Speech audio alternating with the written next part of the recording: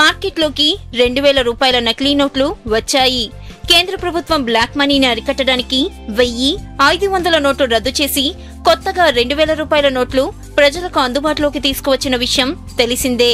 అయితే ఇదే అదనుగా కొందరు అప్పుడే 2000 రూపాయల నకిలీ నోట్లు తయారు చేసి మార్కెట్లోకి తీసుకువచ్చారు. కర్ణాటకలోని చిక్కమగళూరులోని ఏపీఎంసీ మార్కెట్లో శనివారం 2000 రూపాయల నకిలీ నోట్లు కలకలం సృష్టించాయి. అశోక్ అనే వ్యక్తి ఉల్లిపాయలు హోల్సేల్ వ్యాపారం చేస్తున్నాడు.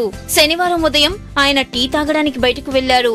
అదే సమయంలో అశోక్ దగ్గర పనిచేసే యువకులు దుకాణంలో ఉన్నారు. తరువాత అక్కడికి వ్యాపారం చేయడానికి వచ్చిన గుర్తు తెలియని వ్యక్తులు 2000 రూపాయల నకిలీ నోట్లు ఆ యువకులకు ఇచ్చి ఉల్లిపాయలు తీసుకువెళ్లారు. తర్వాత దుకాణం దగ్గరకు వచ్చిన అశోక్ కు ఆ నోట్లు ఇచ్చారు. 2000 రూపాయల నోట్లకు చివరిలో కత్తెరతో కత్తిరించిన విషయం గుర్తించిన అశోక్ షాక్ కు గురైనాడు.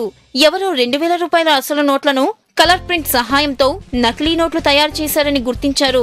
ఈ విషయంపై తాను పోలీసులకు ఫిర్యాదు చేస్తానని అశోక్ చెప్పారు.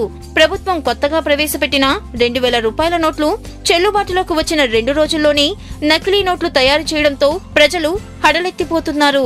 పోలీసులు ప్రత్యేక బృందాలు ఏర్పాటు చేసి నకిలీ నోట్లు తయారు చేసిన వారి కోసం గాలిస్తున్నారు.